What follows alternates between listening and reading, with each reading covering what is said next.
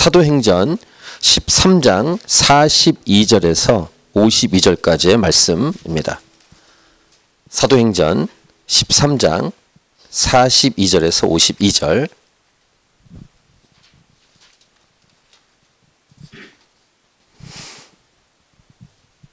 사도행전 13장 42에서 52절 같이 읽겠습니다. 그들이 나갈새 사람들이 청하되 다음 안식일에도 이 말씀을 하라 하더라. 회당의 모임이 끝난 후에 유대인과 유대교에 입교한 경건한 사람들이 많이 바울과 바나바를 따르니 두 사도가 더불어 말하고 항상 하나님의 은혜 가운데 있으라 권하니라. 그 다음 안식일에는 온 시민이 거의 다 하나님의 말씀을 듣고자 하여 모이니 유대인들이 그 무리를 보고 시기가 가득하여 바울이 말한 것을 반박하고 비방하거늘 바울과 바나바가 담대히 말하여 이르되 하나님의 말씀을 마땅히 먼저 너희에게 전할 것이로되 너희가 그것을 버리고 영생을 얻기에 합당하지 않은 자로 자처하기로 우리가 이방인에게로 향하노라. 주께서 이같이 우리에게 명하시되 내가 너를 이방의 빛으로 삼아 너로 땅끝까지 구원하게 하리라 하셨느니라 하니 이방인들이 듣고 기뻐하여 하나님의 말씀을 찬송하며 영생을 주시기로 작정된 자는 다 믿더라.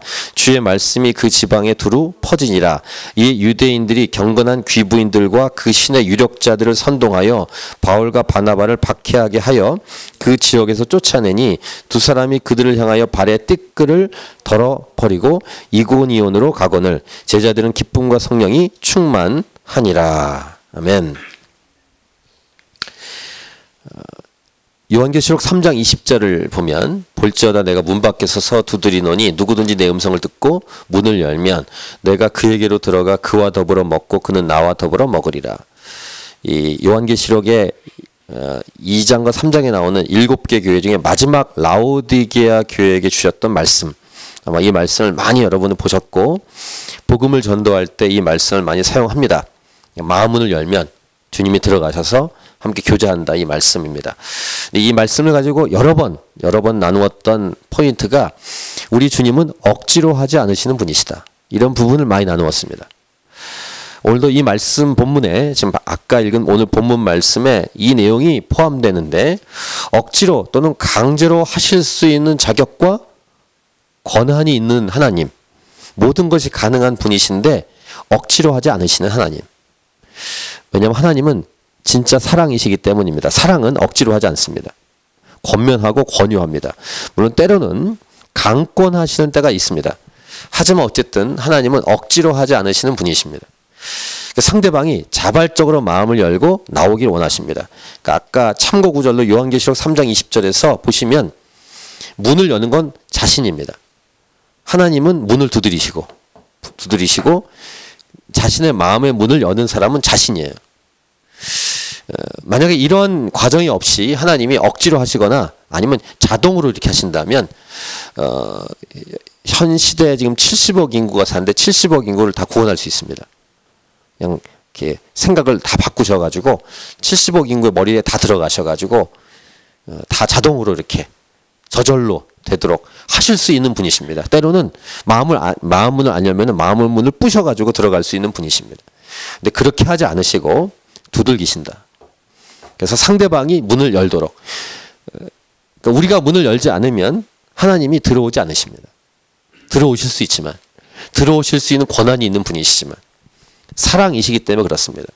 그래서 감동을 주시고 여러 가지 환경과 상황과 여러 가지 사람을 통해서 권유하시고 호소하시고 때로는 명령도 하시면서 우리의 마음 문을 두들기시고 우리가 문을 열기를 원하시는 인격적인 하나님, 이런 인격적이신 하나님이 사랑의 하나님, 살아계신 하나님이시다라는 것입니다.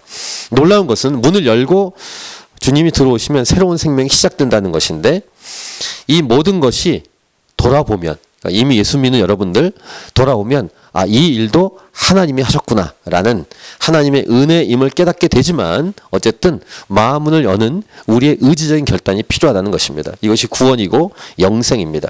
이런 영생의 문, 구원의 문을 열 수 있게 하시는, 또 들어갈 수 있게 하시는 것도 복음의 메시지인데 오늘 설교 제목 억지로 하지 않으시는 하나님의 사랑 그리고 섭리, 이렇게 제목을 정했습니다. 억지로 하지 않으시는 하나님의 사랑 그리고 섭리. 사도 바울 일행이 지금 1차 전도 여행을 하고 있는 중입니다.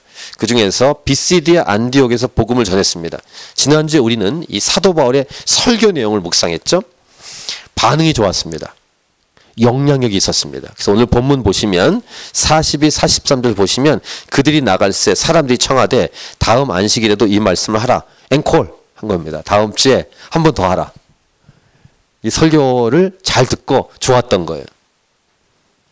43절 보시면 회당의 모임이 끝난 후에 유대인과 유대교에 입교한 경건한 사람들이 많이 바울과 바나바를 따르니 두 사도가 더불어 말하고 항상 하나님의 은혜 가운데 있으라 권하니라. 이런 좋은 분위기로 설교도 마무리됐고 한 번 더 설교하게 되고, 부흥집회로 말하면 처음에 부흥집회 좋아하는데 그 다음에 더 좋고, 그렇게 소문이 많이 나서 이제 정말로 잘 되는 집회가 되는 이제 그런 집회가 된 것입니다. 44절 보시면 얼만큼 많이 모였냐면 그 다음 안식일에는 온 시민이 거의 다 하나님 말씀을 듣고자 하여 모이니, 그러니까 이 캔버라를 하면 캔버라에 있는 인구가 다 모인 겁니다. 거의 다. 집회를 한번 했는데 캔버라에 있는 인구가 다 모였습니다. 실제로 이렇게 부흥의 역사를, 히스토리를 보면은 이러한 도시가 하나가 이렇게 들썩이는 역사가 있었습니다. 미국에도 있었고 영국에도 있었고 대한민국에도 있었고 곳곳에 있었고 지금도 아프리카 지역이나 남미 지역에는 있습니다. 그래서 교회가 지금까지 순복음교회가 가장 큰, 여의도 순복음교회가 가장 큰 교회였지만 그 이후에 생겨난 교회 중에서는 여의도 순복음교회보다 더 큰 교회들이 남미에 있습니다. 수십만 명이 모입니다. 수십만 명이. 무슨 보통 오순절 계통의 교회들인데 집회를 했더니 온 시민이 거의 다 모였다는 것입니다. 참 감사한 일이죠. 그런데 이러한 일이 벌어집니다. 마치 집회를 준비했고 더 잘 준비됐고 사람들 많이 모였는데 중간에 망쳐버리는 공격이 온다는 것입니다. 45절을 보십시오. 유대인들이 그 무리를 보고 시기가 가득하여 바울이 말한 것을 반박하고 비방하는, 이게 집회 중간이겠죠? 집회 중간, 집회 끝나고는 아닐 것 같고 중간쯤에 반박하면서 삿대질하고 이렇게 따졌겠죠. 비방하면서. 무리하게 난동을 일으켰습니다. 예를 들면 우리가 이제 7월 5, 6, 7 부흥 집회 하는데 집회 중에 막 이렇게 손가락질을 하고 막 난동을 부리고 막 그런다면 뭐 그런 일이 일어나면 안 되겠지만,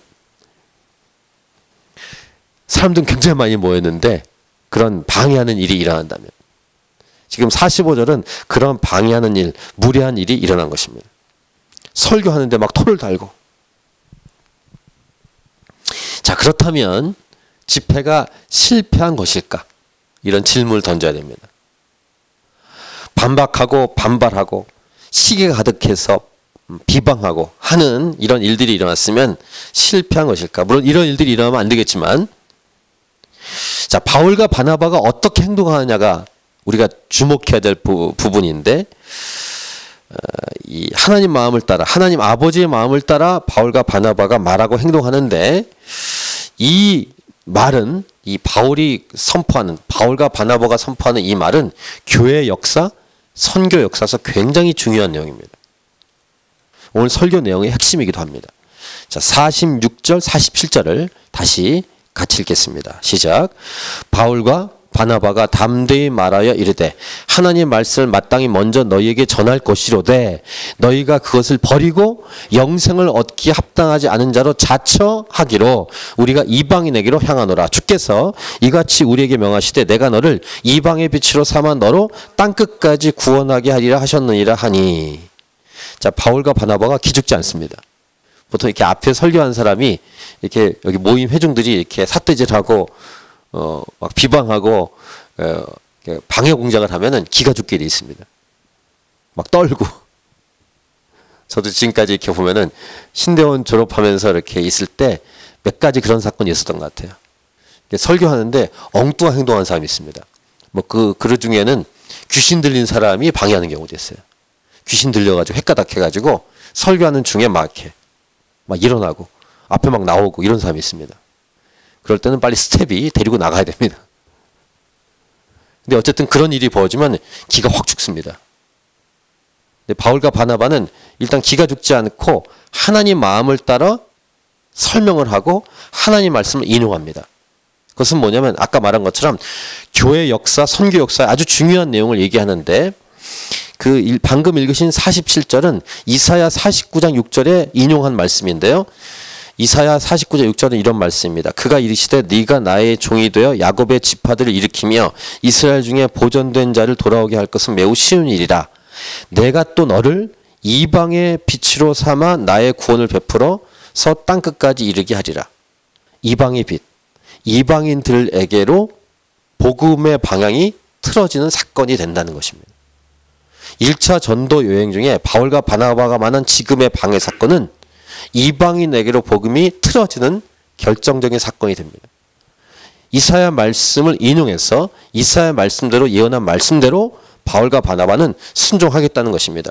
그래서 아까 읽었던 46절에 보시면 아까 기죽지 않는다는 것처럼 담대히 말하여 그 다음 하나님 말씀을 마땅히 먼저 너희에게 즉 유대인들에게 전할 것이지만 너희가 그것을 버렸다.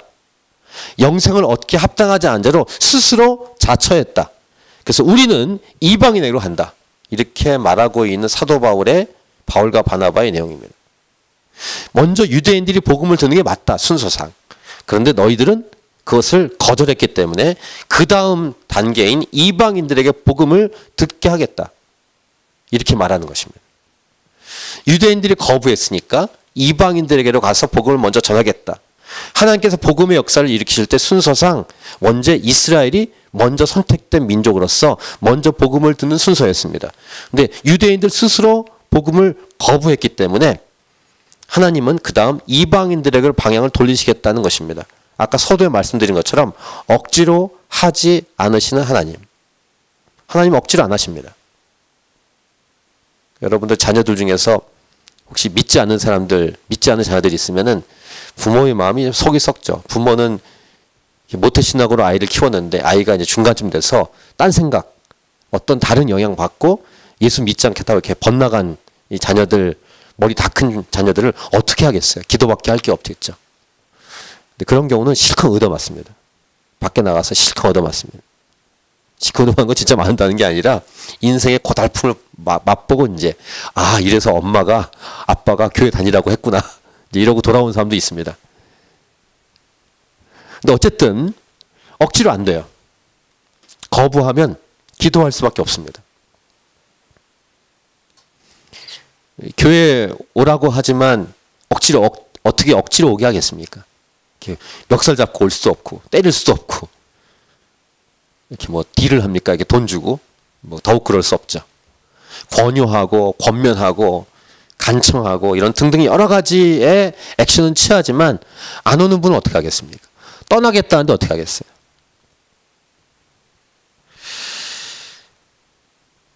이것은 바로 하나님의 사랑의 한 모습입니다. 다시 말씀드리면 사랑은 억지로 하지 않아요. 억지로 하면 이게 진정한 사랑의 관계를 누릴 수가 없게 되어 있습니다. 자발적인 마음으로 다가와야 진정한 사랑을 경험할 수 있지 억지로 거기 옆에 앉혀봤자 되지 않아요. 근데 꼭 이런 부분만이 아니라 아마 공부도 그렇고 어떤 일을 할 때도 마찬가지일 거예요. 정말로 이렇게 잘하는 사람은 즐겨 합니다.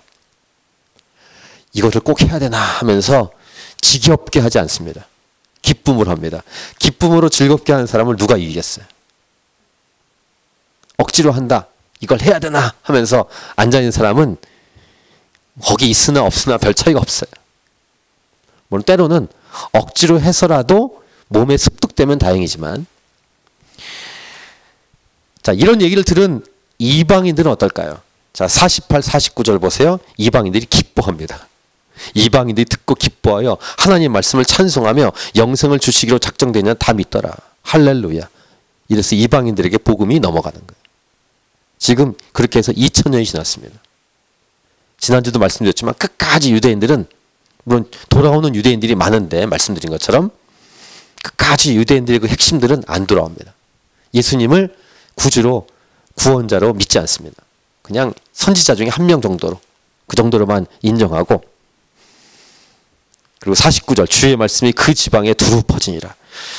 한편 집회를 방해한 유대인들은 계속 난동을 부립니다. 어떻게 하냐면 50절 보시면 이에 유대인들이 경건한 귀부인들과 그 신의 유력자들을 선동하여 바울과 바나바를 박해하게 하여 그 지역에서 쫓아내니 그 지역에 있는 돈이 많은 귀부인들 이런 좀 힘 있는 사람을 이렇게 선동해 가지고 바울과 바나바를 쫓아버립니다. 보통 이렇게 선동하는 부류들이 나쁜 부류들입니다. 선동하는 사람들 있잖아요. 자기가 이렇게 앞장서지 않고 희생하지 않고 이렇게 뒤에서만 조종하는 매니플레이션. 그래서 이렇게 총알바지처럼 세워가지고 자기가 공격하고 싶은 사람들을 공격하는 도구로 사람들을 막 쓰는. 그러니까 자기들도 거부하지만 자기와 같은 흐름을 일부러 만들려고 하는. 이럴 때는 예수님이 어떻게 하라고 말씀하셨냐면 복음서에 이렇게 전도 여행에서 각 집마다 이렇게 돌아다니면서 전도할 때 거부하면 나오면서 발에 티끌을 떨어버리라고 말씀하셨어요. 예수님이. 그래서 그렇게 합니다. 51절.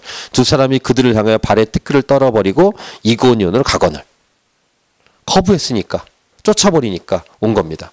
그리고 52절. 제자들은 기쁨과 성령이 충만하니라. 자, 여기까지 보면 유대인들을 향한 하나님의 마음은 마치 포기한 것처럼 보입니다. 유대인들을 하나님이 포기하셨는가?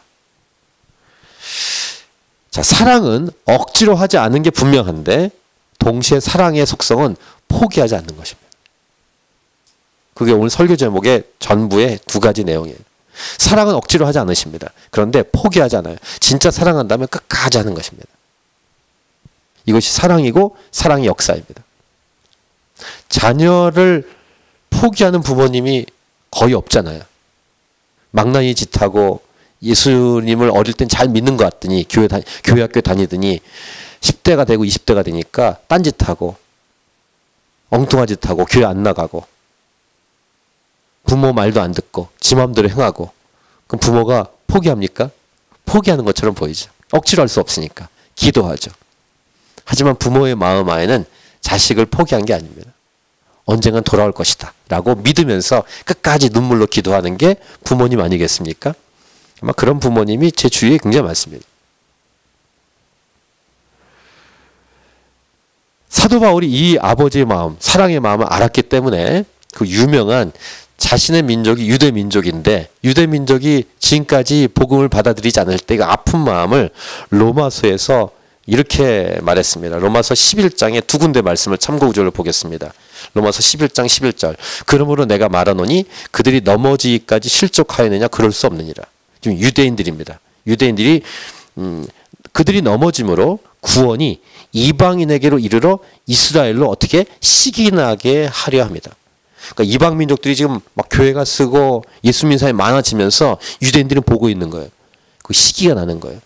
우리가 먼저 택한 민족인데 저런 이방 민족들이 주 앞에 돌아오면서 교회가 생기고 구원을 받네. 이런 것들을 보면서 시기가 나도록 하셨다. 이런 하나님의 원리가 있고 로마서 11장 25절은 형제들아 너희가 스스로 지ητ하면서 이 신비를 너희가 모르기를 내가 원하지 아니하노니 이 신비는 이방인의 충만한 수가 들어오기까지 이스라엘의 덜어는 우둔하게 된 것이라. 이게 사도 바울이 보는 시각이에요. 그러니까 유대인들이 돌아오는 시점은 그러니까 엄청난 유대인들이 돌아올 거예요. 근데 그 시점은 이방인들의 이방인들의 구원받는 수가 충만한 수가 들어온 다음에 유대인들이 돌아온다는 거예요. 그런 원리를 사도 바울은 로마서 11장에서 말씀하고 있습니다. 저 이 말씀을 믿습니다. 유대인들이 슬슬 돌아오고 있긴 하는데 본격적으로 마구 돌아오진 않아요. 근데 이방인들의 수가 지금 많이 차고 있어요. 곧 유대인들이 돌아올 거예요. 유대인들이 돌아오면 그때 이 세상의 마지막이에요. 이 세상의 끝입니다. 이것이 하나님의 지혜입니다. 하나님의 사랑입니다. 포기하신 것 같은데 포기하지 않으시는, 억지로 하지 않으시는데 포기하진 않으시는, 이것이 사랑의 모습이고 사랑의 하나님의 모습입니다. 그러니까 유대인들을 구원할 다른 보관을 갖고 계셨던 하나님. 저는 이런 원리가 이제 어저께부터 어저께 맞죠? 그 라마단 기도가 시작됐다고 들었습니다. 그래서 어쩐지 그저께 제가 이렇게 건갈림까지 걸어가는데 운동하기 위해서 거기 그 사원 있잖아요. 사원 옆에 천막을 쫙 쳤더라고요. 왜 쳤나 했는데 선교사님이 저한테 얘기해 주시더라고. 박기산 선교사님이. 어제 말씀하신 거예요. 오늘부터 라마단 기도 시작이라고. 기도해 달라고 이러시더라고요. 이슬람에 대한 하나님의 지혜도 이와 같은 원리라고 믿습니다. 이삭이 아닌 이스마엘에게 하나님이 축복하신 말씀이 있잖아요. 아브라함 때문에. 그래서 온 세상에 이슬람 인구가 많은 이유는 하나님이 축복하셨기 때문에 이스마엘을. 안타깝긴 하지만 그건 아브라함 때문에요. 그래서 이슬람 인구가 굉장히 많습니다. 중동 지역만 이슬람 인구가 있는 게 아니라 말레이시아, 인도네시아, 아프리카 지역, 지금은 유럽까지, 유럽의 난민들이 꽉 차면서 모슬렘 인구가 굉장히 많아지고 대한민국에도 이슬람 인구가 굉장히 많습니다. 대한민국에도 모슬렘 사원이 있습니다. 시드니의 저쪽 어번 쪽에 이슬람 사원이 있잖아요. 요번에 한 달 전에 사고가 난 것처럼 뉴질랜드에도 그 사원이 있을 때 거기서 총격 사고가 난 거 아니겠습니까? 사원이 굉장히 많아요. 인구가 굉장히 늘어납니다. 근데 모슬렘들을 구원하셔야 되는데 하나님이 어떻게 하실까? 유대인들을 시기나게 해서 구원하는 이 흐름처럼 예수 믿는 사람들과 모슬렘과의 관계 안에서, 즉 이삭의 자녀와 이스마엘 자녀의 관계 안에서 이스마엘의 자손들을 구원하신 하나님의 지혜가 있겠다라고 예상을 합니다. 예상. 하나님의 방법이 어떨까? 그냥 보면은 답이 없는 것처럼 보입니다. 저 무지막지한 모슬렘들이 저 무슨 짓 하나. 그리고 강경분자들은 테러를 일으키지 않습니까? 그러니까 그 최근에 그 뭐죠? 그 부활절 때 어디서 일어났습니까? 스리랑카 부활절 때 교회에 이슬람들이 테러 일으킨 건 IS가 한 거예요. IS의 주범을 다 제거했다고 생각했는데 안 제거됐습니다. 안 죽어 잘 도망가고. 보복을 한 거예요. 뉴질랜드 사원 총기 난사 때문에 보복한 겁니다. 스리랑카도 불교 국가인데 거기 또 기독교인들이 부활절 예배 드리다가 이슬람 IS 핵심 당원들이 테러를 일으켰습니다. 정신이 없는 이 시대, 답이 없는 것 같은, 답이 있는 거예요. 유대인들을 돌아오게 하는 방법이 보관이 있는 것처럼 모슬렘들이 돌아오는 보관이 있는 것입니다. 최근에 가자 지구에 다시 전쟁이 일어났습니다. 가자 지구는 항상 이렇게 화약고입니다. 이제 35명이 죽었다고 알고 있는데 이제 보수층은 이스라엘 쪽을 선택을 많이 하죠. 어쨌든 유대인들도 그렇고 모슬렘도 마찬가지고 둘 다 예수님 믿도록 하신 하나님의 지혜와 보관이 있어요. 그래서 끊임없이 기도해야 됩니다. 예수 믿는 사람들은. 제가 팔레스타인에 있는 베들레헴을 여러 번, 한 7번을 갔다 왔습니다. 저는 예루살렘도 갔지만 특별히 항상 이렇게 베이스 캠프를 거기 선교사님을 알게 돼서 그런지 베들레헴에 계속 중점하고 이렇게 다녀봤는데 베들레헴 시각, 팔레스타인 시각에서 보면 또 유대인들을 바라본 시각이 다릅니다.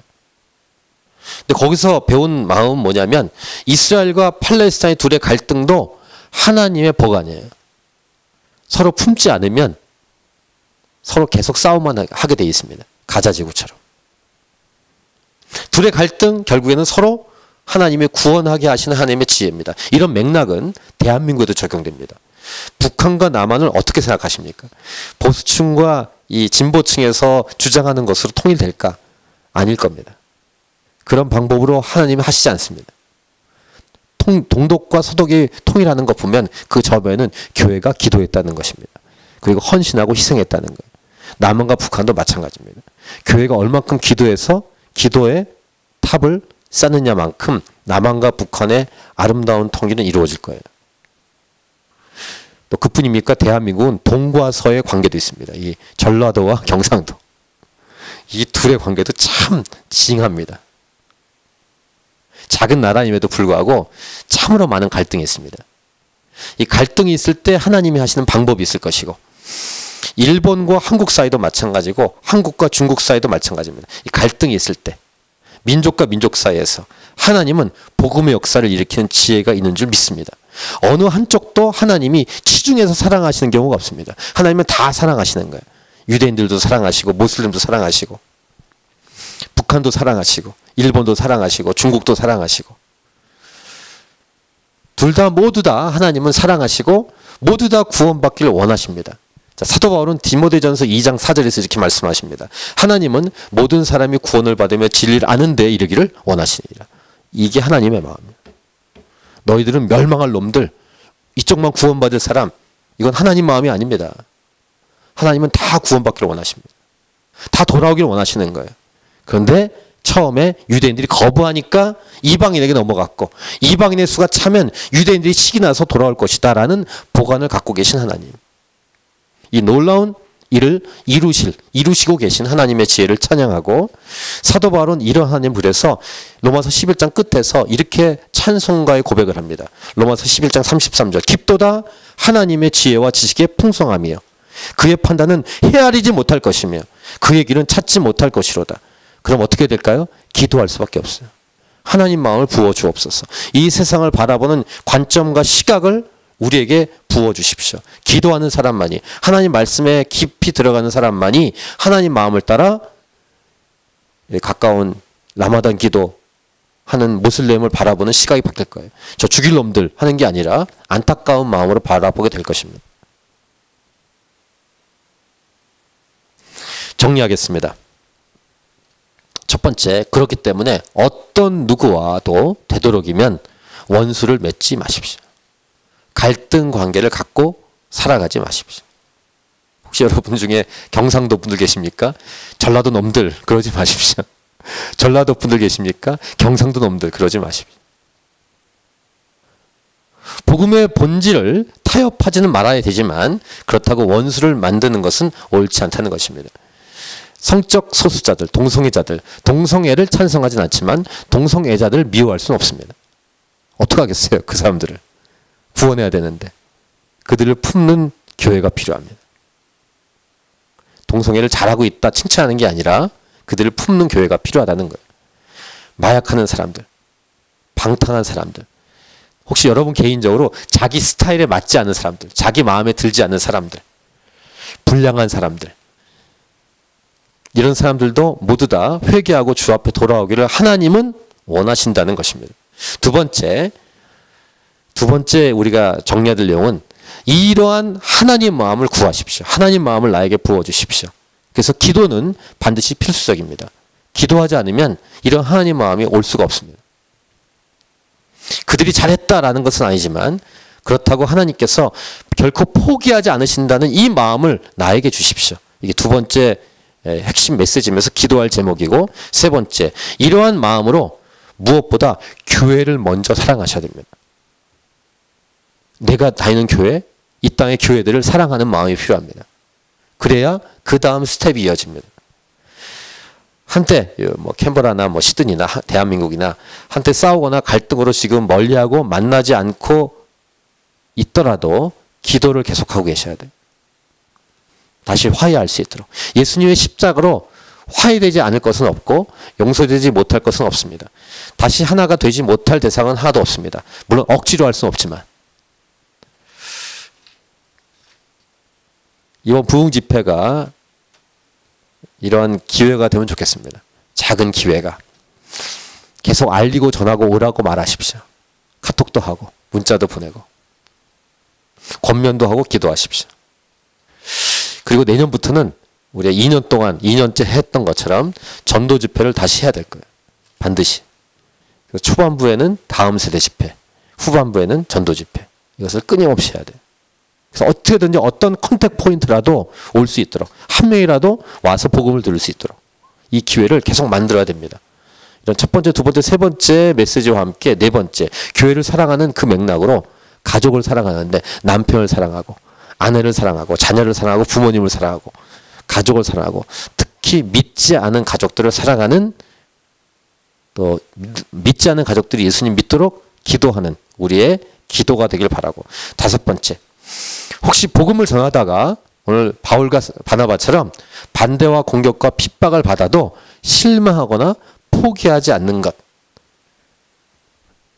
혹시 이렇게 저처럼 목회자로서 앞에서 이렇게 복음을 전하다가 반대에 부딪히고 방해를 받고 회방을 받을 때 그들을 품는 마음이 생기기가 쉽지 않습니다. 미워하는 마음 생기고 저런 못된 놈도 이런 마음이 생길 수 있는데 그럼에도 불구하고 실패한 것이 아니니까 바울과 바나바가 실패한 게 아니에요. 그들이 거부했으니까.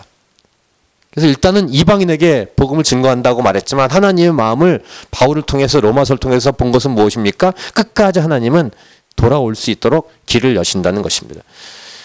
갈라디아서 6장 9절 우리가 선을 행하되 낙심하지 말지니 포기하지 아니하면 때가 이름에 거두리라. 오늘 설교 제목 억지로 하지 않으시는 하나님의 사랑 그리고 섭리 이것이 오늘 설교 제목이었습니다. 로마서 8장 38, 39절 유명한 말씀입니다. 내가 확신하노니 사망이나 생명이나 천사들이나 권세자들이나 현재일이나 장래일이나 능력이나 높음이나 깊음이나 다른 어떤 피조물이라도 우리를 우리 주 그리스도 예수 안에 있는 하나님의 사랑에서 끊을 수 없으리라. 우리 찬양하고 우리 기도하도록 하겠습니다.